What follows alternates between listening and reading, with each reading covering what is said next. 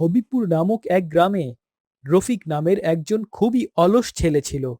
সে যেমনই ছিল অলস তেমনই বুদ্ধিমান। সে তার কথার জালে বাঘা বাঘা মেধাবীদেরও হার মানিয়ে দিত।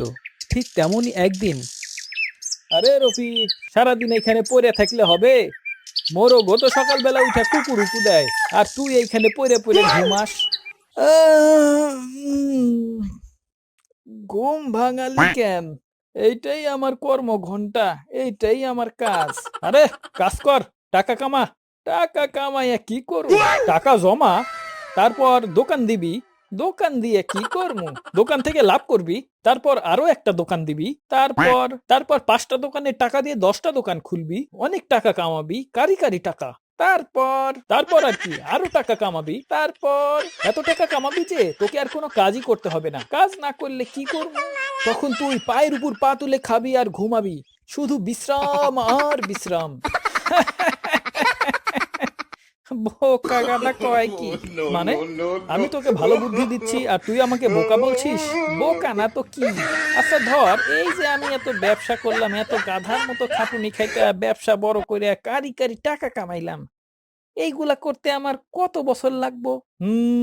আনুমানিক 15 থেকে 20 বছর তো লাগবেই। হ্যাঁ, এই জন্যই তোরে আমি গাধা কইছি।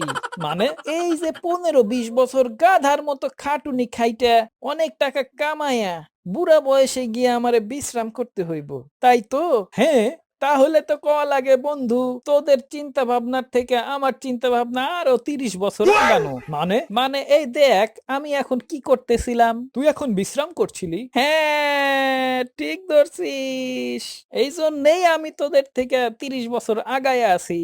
তোরা গাধার মতো খাটুনি খাইটা অনেক টাকা কামাইয়া 15-20 বছর পরে গিয়ে বিশ্রাম নিবি, তারপরেও বিশ্রাম নিতে পারবি কিনা শিওর না।